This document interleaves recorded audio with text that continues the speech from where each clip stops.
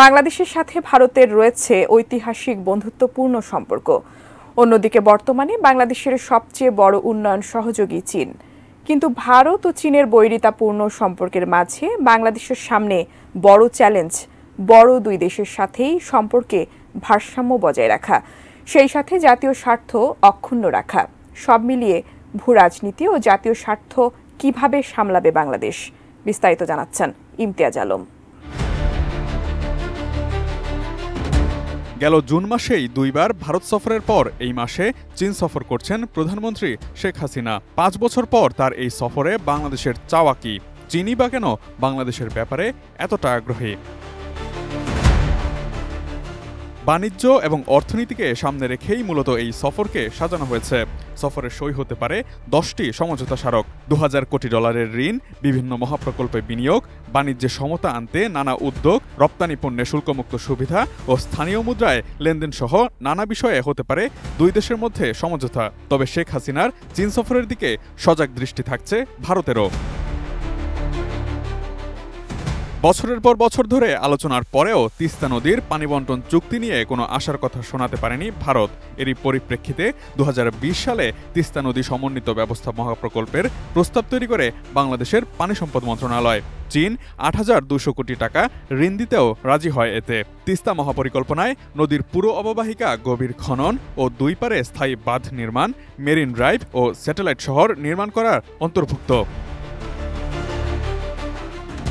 তিস্তা নদীর যে স্থানে এই মহাপ্রকল্প নিয়ে চিন্তাভাবনা করা হচ্ছে, এর অদূরে অবস্থিত ভারতের শিলিগুড়ি করিডোর।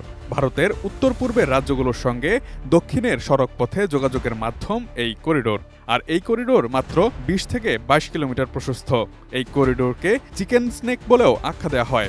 ফলে এই অংশটিকে বিচ্ছিন্ন করে ফেললে ভারতের পূর্ব থেকে পশ্চিমকে আলাদা করে ফেলা সম্ভব। তাই দেশের উত্তরাঞ্চলে তিস্তা মহাপরিকল্পনায় নিজেকে সম্পৃক্ত করতে বিশেষভাবে আগ্রহী ভারত। এর আগেও 2006 সালে সোনাদিয়ায় গভীর সমুদ্র বন্দরে চীনা বিনিয়োগের প্রস্তাবও ভারতের পরোক্ষ আপত্তির কারণে বাস্তবায়ন করা সম্ভব হয়নি।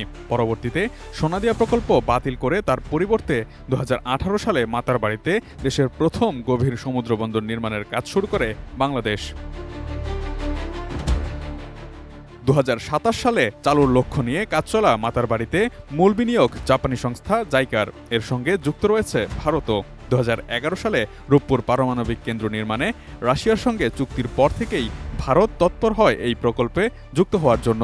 কয়েক দফা আলোচনার পর 2017 সালে বাংলাদেশ ও ভারতের মধ্যে একটি পরমাণু সহযোগিতা চুক্তি সই হয়। তার উপর ভিত্তি করে 2018 সালের জানুয়ারিতে বাংলাদেশ, রাশিয়া ও ভারতের মধ্যে ত্রিপক্ষীয় চুক্তি হয়। এবার বাংলাদেশের মোংলা বন্দর নিয়েও চীন ভারত দ্বন্দ্ব শুরুর আভাস মিলছে। এইসব দ্বন্দ্ব সংঘাত ভবিষ্যতে বাংলাদেশের পরিস্থিতির জন্য বিপজ্জনক পরিস্থিতি তৈরি করতে পারে বলে মনে করেন ডক্টর আলী রিয়াজ। তিনি মনে করেন দুই পক্ষই আসলে তাদের জাতীয় স্বার্থকে বিবেচনা করেই তাদের ভূ রাজনৈতিক এবং কৌশলগত স্বার্থ উদ্ধারের জন্যই বাংলাদেশকে এ ধরনের প্রস্তাবগুলো দিচ্ছে। এটা ক্রমাগত রাজনৈতিক দ্বন্দ্বে পরিণত হবে। বাংলাদেশ জেনে শুনে এই দ্বন্দ্বের ক্ষেত্রে পরিণত হচ্ছে, যা উদ্বেগজনক বিষয়। বাংলাদেশ ব্যাংকের তথ্য অনুসারে গত 7 অর্থবছরে বাংলাদেশের বৈদেশিক ঋণ বেড়ে দ্বিগুণ হয়েছে। 2016-17 অর্থবছরের $45 বিলিয়ন ঋণ 2023-24 সালে এসে দাঁড়িয়েছে $100 বিলিয়ন। এই ঋণের বেশিরভাগই ব্যয় হচ্ছে বড় অবকাঠামো নির্মাণ, বিদ্যুৎ উৎপাদন এবং নানা ধরনের উন্নয়ন কর্মকাণ্ডের জন্য। আগের ঋণ পরিশোধ করতে আবারও নতুন করে ঋণ নিতে হচ্ছে সরকারকে। এমন প্রেক্ষাপটেই প্রধানমন্ত্রী শেখ হাসিনার চীন সফরে বাংলাদেশের $2000 কোটি ঋণ নেওয়া নিয়ে চলছে আলোচনা। ডলারের পরিবর্তে নিজেদের মধ্যে টাকা এবং ইউয়ানে লেনদেনের বিষয়টিও হতে পারে একটি সমঝোতা স্মারক। মার্কিন যুক্তরাষ্ট্র, ফ্রান্স, যুক্তরাজ্য সহ পশ্চিমা নানা দেশই এখন অভ্যন্তরীণ রাজনৈতিক অস্থিতিশীলতার মধ্য দিয়ে যাচ্ছে। এর ফলে পশ্চিমাদের দিক থেকে নতুন কোনো চাপের আশঙ্কা সহসাই দেখছেন না অর্থনীতিবিদ ডক্টর জাহিদ হোসেন। তবে বাংলাদেশের সবসময়ই সতর্ক হওয়া উচিত বলে মনে করেন ডক্টর আলী রিয়াজ। নানা শর্তে বাধা পড়ে বাংলাদেশ নিজের ভবিষ্যৎকে অন্য দেশের কাছে বন্ধক দিয়ে দিচ্ছে কিনা এ নিয়েও সংশয় প্রকাশ করেন তিনি। অর্থনীতি বা ভূরাজনীতির সংকট মোকাবেলায় নেওয়া যে কোনো সিদ্ধান্তেই বাংলাদেশ সরকারের জনগণের কাছে স্বচ্ছতা এবং জবাবদিহিতা নিশ্চিত করা উচিত বলেও মনে করেন তিনি।